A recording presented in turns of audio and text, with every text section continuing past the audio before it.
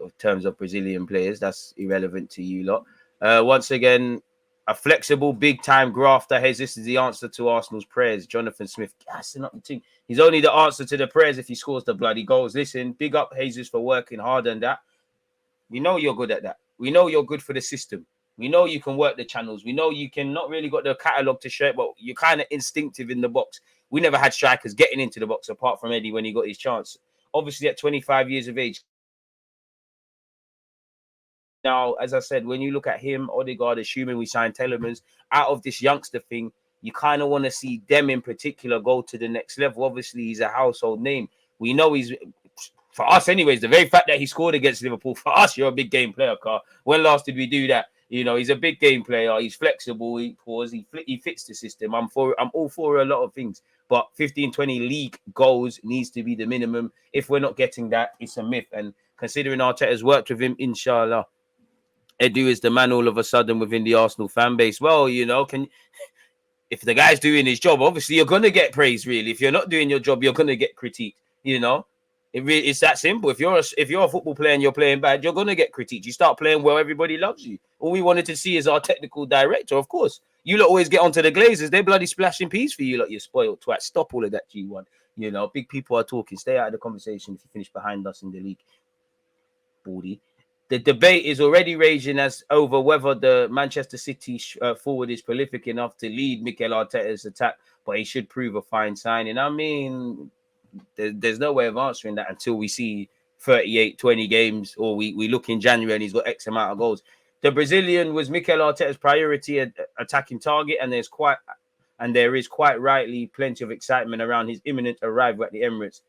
Go look at what the Gunners can expect from the player. Flexibility, obviously, we know he can carry a ball. We know he's got a box of tricks. We know he works hard. We know he can score goals, and he does his thing in the 6-yard box, but he's not got a catalogue of scoring goals. We know he can play as a false nine. We know he's, for these Peps and these Artetas and these new age managers, we know he's a perfect fit, really and truly. But now, can he define himself? Can he go from being a squad player to being the main man? Can you be a striker able to play out wide rather than someone that's just put out wide, really? Because you need a point to prove. If we're honest, he was a backup striker to no backup striker, really. You know, again, throughout the squad and the games and everything played throughout the season, City you couldn't belittle Jesus's importance to City and being good for the squad. But in terms of being a main player, it weren't quite that. You know, there's that. The fact that you haven't scored 15 league goals, these are points that you need to prove wrong, you know, and I think he will do it. But at the end of the day, I don't know, because as I keep saying, we can sign Jesus, Rafinha, all these wavy dons. We need to be, it sounds stupid, but we need to be able to pass the ball forward. It's like United. You can get De Jong all you want and have these guys. If there's no system, which obviously these managers will try and do, it's dead. Because I know in England we get gassed about new signings, and it's very much a throw money thing at problems, but it comes down to coaching. There's no point Chelsea signing Raheem Sterling if they don't, you know, cater to his needs, really. The same goes for Jesus.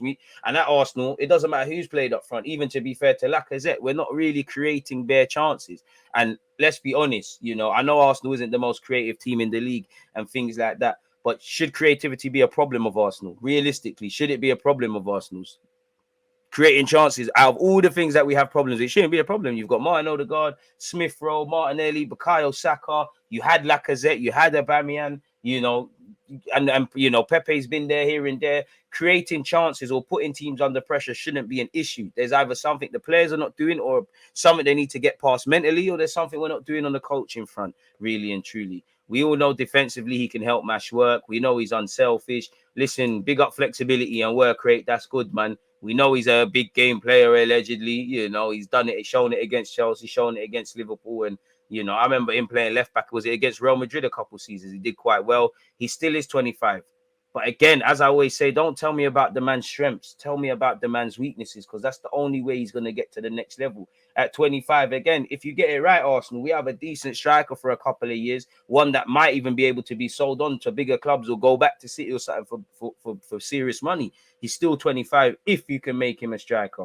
Out and out. You know, and again, you know, don't tell me about his strengths. We know his strengths. What's his weaknesses? Why doesn't he score goals? If that is something, if there is something deeper than just not playing games, is it a mental block? Is it areas he's taking up in the field? Is there different runs he can make to get more goals? Could he stay close is great for the team, and hopefully other players can exploit that movement. But does that necessarily carry goals? You look at Raheem Sterling because he's been linked with Chelsea. Why has he improved? Obviously, he's improved technically, but I wouldn't say it's evident. The major improvement he's made is movement. That's how he's bagging goals. Mohamed Salah, does he look extremely more technical than the one that was in Italy? Not necessarily, but the movement. Alexis Sanchez, when he went through the middle at Arsenal, spoke about Arsene Wenger, teaching him the importance of being in between certain lines in the box. That's what needs to be done with Jesus. Because if you get it right, you can never be the main man for Brazil while Neymar's there, but you could be 30 for Arsenal. You could be 30, 25 years of age. Bro, if you get this right on a 5-year deal, we could be calm. And when I look at some of these players, we've got to be honest. Even if you get Rafinha, who's the really big trophies, then you could sell these guys, bring in other dons, do other things, and move closer people. So in theory, Brazilian Bobby Dazzler got a bag of skills, good work rate, flexibility, experienced in comparison to this young squad. There's almost that what if, but again, the only way he's going to get to that next level is, I've just been saying throughout this, there's obviously that. We know banter aside, we know Jesus is wavy in it. I hope he's got confidence. You're going to need confidence. There's no time for you to lose. Bear of you can't be losing confidence because if he signs Odegaard, if I haven't made that clear, Ramsdale, Ben White, you man are the seniors out of the young players. You man are the senior young players. So I don't think it's a that thing, if I'm honest with you. You're going to need to find your own confidence. Let's be honest, there's going to be times he's not scoring. He's going to be under a lot more scrutiny, like any attacking player would if you leave City and come to Arsenal or any team that's not on that level. I can't expect you to do it for 38 games. I need 15 to 20 goals, but I can't expect that. That's where other players need to take over the mantelpiece. But I hope you come here with a point to prove. You want to go into the Brazil squad in the best possible form. But you want to prove they're wrong and ask the question, why did they sell you? Especially if you're that good for the squad. You want to repay the faith of Mikel Arteta and whatnot. And you want to show that you're not just a squad player. You're Gabriel Jesus in your own right. Because let's be honest, obviously we all know about Gabriel Jesus when he was the young tug coming through from Brazil. He played at, I'm sure it was the under-20s World Cup and did quite well. He agreed to go City and he stayed in Brazil for the remainder of that season or until at least January. We know he's a decent player, but you've never been, and you've been part of the squad, but you've never kind of been Gabriel Jesus in your own right sort of thing, if that makes sense. So yeah, I want to shoot myself in the head, missing chances, and it's a problem that's persisted throughout his time at City. I don't know. Yeah, and again, this is something he's going to have to improve. A bit like Lacazette, his goals come in streaks. And as much as I like Gabriel Jesus, and I think he will score, and I think it will be a decent signing, if I look at it on a harsh thing, without everything I've said, then I just say, well, Arsenal need goals. We signed the man that, a bit like Lacazette, really, work rate. I'm sure all your teammates tell you how good you are for the team. The manager likes your contribution, but just on the lazy thing of goals, even though it's more as a system striker thing in today's day and age, just the topic of goals, it's not really there, is it? So I hope we can do a thing here, people, and again, you're going to get game time. Bro, you need to be playing through the middle, innit? You need to be playing through the middle. I do think there's times you will play out wide. He's not going to, in the modern game, no striker can just stand in the middle when you need to be able to contribute, dropping deep, mix and matching and all of these things. So we're going to have to see how that one develops. Culture it's known for, told them again, he's also coming with that winning mentality that we need more of. It's true, but for me, when I hear that stuff, I don't know how I feel, because you're right, and take nothing away from it. I just feel there needs to be more of a culture shift for that, because again, we spoke on that last season. Everyone that understands football understands in them sort of scenarios, you have to be able to puff out your chest. Fabio Vieira's just been signed. He won a Portuguese league. Lokonga was captain for Anderlecht. And I'm sure there's plenty of other examples in and around the team, really. So you are right. He's bringing a mentality, but it's one man. 25 players. If you get a bunch of people with a mentality of a point to prove, young and hungry, like they should be reflecting Mikel Arteta and whatnot, then it's calm in it, really. So that's that. G1 love for that plug. Rafinha has given the green light on a move to Arsenal. He wants to play under Mikel Arteta after recent discussions. Sign the deal then, my guy. Now they're spending. Nobody's talking about the owners. Of course. Do the job, bro. You know, you mean to tell me fans upset about a manager or an owner or a technical director not doing their job and criticizing them for it? And when they actually doing their job, likewise, giving them credit where due. I thought it was meant to be fair. Fair play. Ajax have contacted Manchester United this morning and informed them of a bid received by Arsenal for Lisandro Martinez. United have asked for a 24-hour window to make their decision on whether they enter into a bidding war with Arsenal. So again, Ajax driving up the prices, really. And, you know, Ajax are making peas off both teams. Simple as that, really. We've been spending... To be fair, people haven't even if you go through my videos, I'm no fan of the Cronkies. But you never saw me for this season blame them. I think Mikel Arteta is to blame for, and the players are to blame for not getting fourth spot. Maybe another manager could have, another owner might have said in January, listen, you either need to bless the beef with Aubameyang or I'm going to give you some money because we can get Champions League. I don't really care about football, but I can get some money from this. Maybe they would have said that, but I can't blame the Cronkies for us not getting top four last season. You know, money was spent. I know I don't spenders in Europe because again, City spent 100 million on Grealish. We spent 150 revamping the squad, but we did do that really and truly. There's nothing more you could say. We spent 50 million on a centre half that had one season in the Premier League. You know, the tail end of, the start of the season, I don't know what happened there. January period, I don't know what happened there. End of the season, I don't know what happened there. But I can't blame the Kroenkes for that. That is for the players bottling, the technical staff and Miguel Arteta and Edu messing about. And obviously, whatever in it, really, you could obviously say when you own a company or what it is, sourcing in Europa. Like Spurs acting like you're not joining us, bro. You man not join. You think Conte's doing bits in Europe? Let me not talk to you, Tucker. I don't want to jinx it. You know you're lying. You know Martinelli. If anything, Martinelli's only on the big games. He sourced you, man. Sourced United. Sourced City. Klopp can't stop Reading. You know the thing. Money's been spent. I'm sure some of you have G1 US here. How many times have I said if spending money was the thing, then Arsenal, like United, we'd be back. We spent 72 million on Pepe, 52 on Lacazette. Money's been spent. 50, as I said, on Pepe. If spending money was it, then we'd be back. But it's not that. It's not just that. It more comes into it. And for me, I'd say, well, I'm more gassed about is the fact that we're moving early. I know the window starts early, but whenever you heard Arsenal trying to get players in for pre-season to go and do their thing, normally it's dragged out processes, and there still might be an element of that. But obviously, like every fan, who wouldn't want to see good players and arrive early, go off and do the pre-season and all them sort of things there. And as I always say, in an ideal world, you want to do the core bit of your business early, and then you leave yourself reactive to the market. Players that you never knew were available might become available. People that you thought weren't leaving might be open to leaving. So yeah, man. And again, a big part as to why our season messed up last season for me, I don't know what happened. I know there was why are we in sub-only mode? What does that mean? Change that up, man. I don't know why. I don't know when that was done. As I was saying, I lost my trail of thought there. Yeah, I don't know what happened at the start of the season. I know there was COVID. I know there was lots of stuff and whatnot. But for me, anyways, I think a big part as to why it flopped was last season. You know, like the start of the season. Why is it sub only? I can see that myself. What the fuck? Say it, folks. Who is it? What moderators can't control that? I think I've taken it off. Is it off now? It should be off. Someone that's now. If you're not a sub, you shouldn't be a pagan in it. But yeah, that was an idiot thing. Whatever that was, don't do that, please. Thank you very much. It's off now. Yeah, man. Yeah, man. Don't put that on.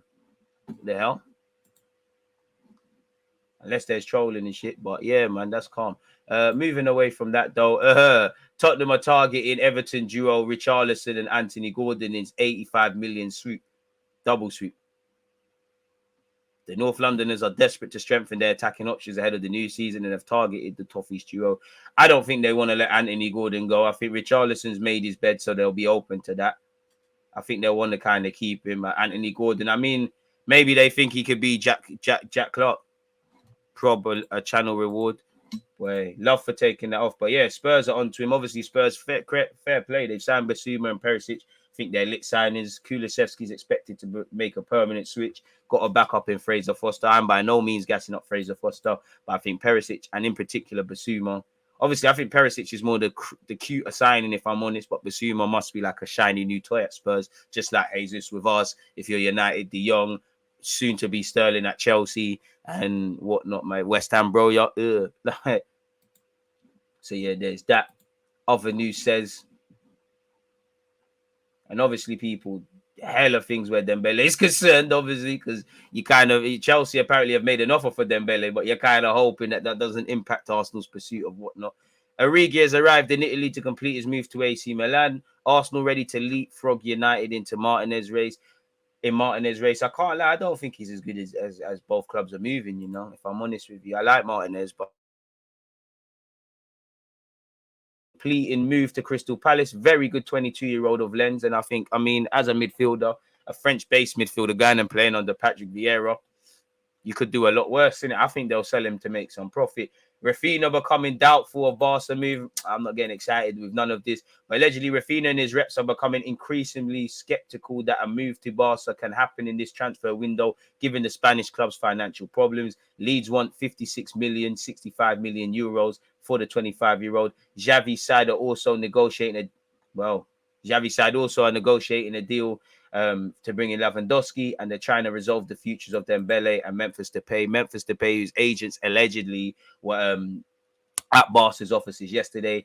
Apparently, Raheem Sterling has agreed personal terms with Chelsea, and obviously Chelsea are looking to make a second bid in the next couple of days. They're in advanced talks. They've offered 40 million. You could just imagine that's the first one. In my opinion, it will be what we've seen perspective of around 55 million, which I think is a fair price. Maybe, obviously, considering English tax, we paid 50 million for Ben White. And I know they're two different positions and they had a year left. He's got a year left and stuff, but we paid 50 for Ben White off the back of one full season in the Premier League. You've got Raheem Sterling, who's been a key player for City. Obviously, he's 27 years of age, one of the most key players for England as well. You know, done a lot for Man City, got a year left on his deal. I think everybody's a winner. Then Raheem Sterling, I think obviously City, they're not going to hold players to ransom, so it's a good move. My only fear for Chelsea, or not really a fear, is Raheem Sterling can score goals. You have to add a bit of City tax because Chelsea are nowhere near as creative as City, and you have to even Jesus and them and the 8 goals he got in the league. You have to throw that. For me, I still think Chelsea need an out-and-out striker. I think by all means run Sterling week in, week out. I just think on the bench, and like I can do all of that stuff, but I'm a number 9 sort of thing. Apparently Chelsea want Ake as well. It won't be for 40 million, in my opinion. And for Sterling, obviously, he moves back to it. Man said England, moved back to London. Apparently, in relation to Spurs, he was on playing for Conte, but Spurs are not serious. He's got admiration for Arteta. Well, he's got admiration for Arsenal and Arteta, but Arsenal doing serious things. So Chelsea, gives you the best of both worlds if you're going to move to London, innit? They recently won the Champions League, learning under Tommy Tuchel. I think, while I expect him to play as a false 9, I don't know if they'll still play 3 at the back, but you could cook, really. And we're all assuming that it's just one and done. I think Sterling will be one of 2 sort of players that if not necessarily up front, can play out wide. I'd imagine Chelsea sign a centre mid. Clearly, they're going to sign a centre half just based on who they've been linked with. And I don't know, but beyond that, what Tommy Tuchel has in mind. 10 minutes until we go live across Twitch and YouTube. Chelsea are ready to rival Liverpool in Jude Bellingham bid, and apparently Real Madrid are onto it as well. This will probably be one for next summer. We're going to be too elite with Raheem Sterling. I mean, Dembele is going to be on the injury table list at half the time, and you've got Raheem Sterling running around like this. Oh my God, put it over the top. You got him and Shai Havertz and all them dons there, Werner and shit. So big up you lot. Barca won't battle United and Chelsea for De Ligt. Liverpool allegedly are still looking at Dembele. Ake, along with Sterling, are wanted by Chelsea. I mean, I don't know what's going on with Asensio, but apparently United, AC Milan, Chelsea, you did see a few weeks ago, Arsenal were interested in him, allegedly. So we'll have to see what's going on there. Diallo set for PSG exit. Very shit guy, if I'm honest with you. What else is this? I was just on Sky Sports. Bayern Munich want 52 million from Barca if they are to sell the forward. Everyone's trying to bandulu people. I can't lie. Barcelona, as great as Lewandowski is, 52 million quid for a 33-year-old with a year left. That's a bandulu. At least with Sterling and Jesus, there's longevity there. Ronaldo not for sale. Frankie de Jong deal moving ever closer, people. I don't know what this is. I don't know why I looked at that. Man City expecting a bid from Chelsea for Sterling as Thomas Tuchel aims to boost front line, as you could see there, people. So, yeah, is what it is. We've already spoken about Anthony Gordon and Richarlison. Double tap there. I didn't agree. Stan Collymore chatting the most shit. He was getting on to Jack Grealish about drinking and obviously partying with girls and that. And obviously, I'd say for Grealish, be careful in it because it looks like the media are onto you. It's like you're not allowed to just be a human. But for me, you know, he's just being a normal 26, 27-year-old lad from Birmingham as much as he can be. He's on his break. He's allowed to enjoy his life, really. And I don't get it from I know the football's changed, but Stan Collymore, half of these guys that are pundits and just talking like jackasses in the public, bro, these guys, these older generation ballers were brazier. These lot will get drunk until a couple of hours before a match. They've all got stupid stories about that. So how can you get at Grealish? I know Grealish has had a couple of mad things, but the man's in Ibiza enjoying Las Vegas. His season's done. Just let the guy be. I think we're going to see a super Jack Grealish this season, if I'm honest with you. Second season syndrome and all of that. So I don't know what they're on there. Gabriel Jesus has the seventh best minutes to goals involvement, goal or assist ratio, minimum 2,000 minutes played in Premier League history. Yes. I mean, so he's, Thierry Henry. He's in good company there. Arsenal is now working on speeding up a deal to sign Rafinha, and the club has prepared a new offer to convince Leeds to agree to sell him. And we will present this offer in the coming days. Arsenal is confident of completing the deal this week. Let's see how that goes. Telemans, Arsenal are confident about signing him. They think it's one they can leave and come back to towards the end of the window. The fee Arsenal are talking about and the fee Leicester want isn't a million miles apart, so there's a very good chance. Away from that, on Aaron Hickey, West Ham inquired from him about a month ago and were basically told he was going to Arsenal, but it's all gone quiet since then. He's probably on a backup list for Arsenal, which gives other sides a chance. So yeah, that's that. So yeah, man, make sure you're all there for that one. If you've hit the like button on that, big up yourselves, people. Bro, Collymore is an abuser. You'd think if that's you, keep stum and shut up, like, and hey, bro, and the very fact that you lot were worse, like you lot were genuinely worse, like you lot were genuinely worse. I mean, Chelsea need to be challenging for titles. You're in that halfway house, in that you're better than everyone below you. That's why no one can take you for third. You're nowhere near Liverpool and Chelsea. I mean, Liverpool and City. That's where you need to go. You should be. You've won the Champions League, in the last 2 years? You should be challenging for the league. But I would say for Chelsea, on top of just being away from them two, you lot defeat yourselves, man. Like, just by looking at them, 9 times out of 10, you'd have to catch City and Liverpool on a really bad day for them to drop points. I think you lot, when it comes to challenging for the title, you lot are on too much Bandulu stuff, and I think that comes with you've got quality players away from banter. But I just think you've got too many hot and cold dons. Like Havertz is lit, but you don't know if he's going to do it on the day.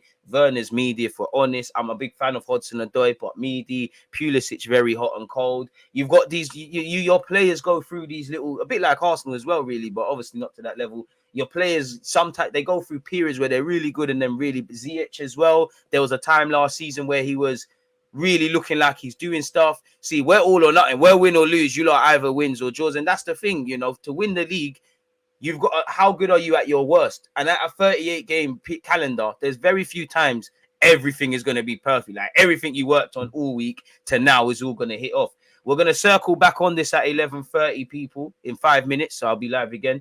But apparently, Gabriel Jesus is obviously undergoing his medical test this morning. He's already in London, ready to complete his move to Arsenal with official statement to follow. That follows on. Obviously, you can see what the Sun is saying, the Scum newspaper. You can see what he's doing. Hey, big up my guy, man. Arsenal building to win the league in the next couple of years. I mean, everyone should. Even Spurs, even though they've never did it. Everyone should be trying to form a team to do that and beyond. But the league's not going to wait for us to get to maturity. And one wonders, while we've got recently, we've got some good, exciting players, very probably unrealistic to expect them all to stay together for 2, 3, 4, 5, 6 years, as Edu once said, that it doesn't really happen, really.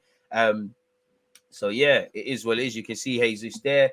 What else? We're gonna go over this at 11:30, but as you can see, we've got some Dembele news to get over. In fact, we've got way too much in it. But yeah,